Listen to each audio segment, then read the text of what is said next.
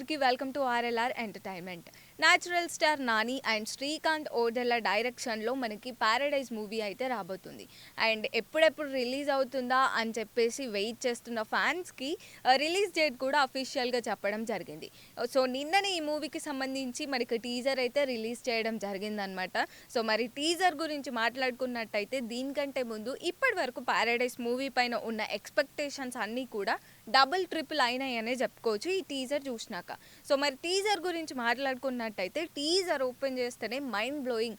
ఆ నాని రగడ్ లుక్స్ కానీ, ఆ ఫైట్ యాక్షన్ సీన్స్ కానీ, and Nani dialogue delivery in Telangana style అసలు చాలా చాలా చాలా బాగుంది. ఆ తెలంగాణ స్లాంగ్లో ఆ డైలాగ్ డెలివరీ జనాలందరినీ అట్రాక్ట్ చేసిందనే చెప్పుకోవచ్చు.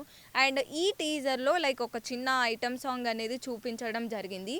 సో మొన్నటి వరకు కూడా ఈ మూవీలో హీరోయిన్గా ఎవరు యాక్ట్ చేస్తున్నారు అని చెప్పేసి ఒక డౌట్ ఉండే. మరి ఈ డౌట్ కోసం అని చెప్పి ఇద్దరు హీరోయిన్స్ నేమ్స్ అయితే రావడం జరిగింది. అటు కీర్తి సురేష్ అండ్ కయాదు లోహర్. సో ఈ కయాదు లోహర్ నేమ్ అయితే ఎక్కువగా వినిపిస్తుంది. అండ్ మనకి మూవీ యూనిట్ వాళ్ళు కూడా చెప్పడం జరిగింది సుబ్బలక్ష్మి అనే క్యారెక్టర్లో కయాదు లోహర్ యాక్ట్ చేస్తున్నారు అని చెప్పేసి. బట్ మనకి టీజర్లో ఏదైతే గ్లిమ్స్లో చూపించిన హీరోయిన్ ఫేస్ ఉందా, సో అదంతా హైడ్ చేస్తూ పెట్టడం జరిగింది.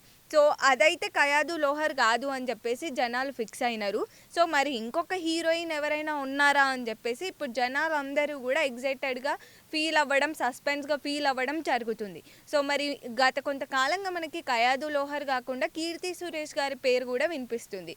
సో గతంలో నాని అండ్ కీర్తి సురేష్ గారి పేరు మంచి హిట్ ఇచ్చిన పేరు అనే చెప్పుకోవచ్చు. సో మరోసారి వీళ్ళ పేరు రిపీట్ అవుతుందేమో అని కూడా జనాలు చాలా ఎగ్జైటెడ్గా ఉన్నారనమాట. సో ఈ మూవీని మనకు అఫీషియల్గా చెప్పడం జరిగింది. రిలీజ్ డేట్ సెప్టెంబర్ 24న రిలీజ్ చేస్తున్నారు.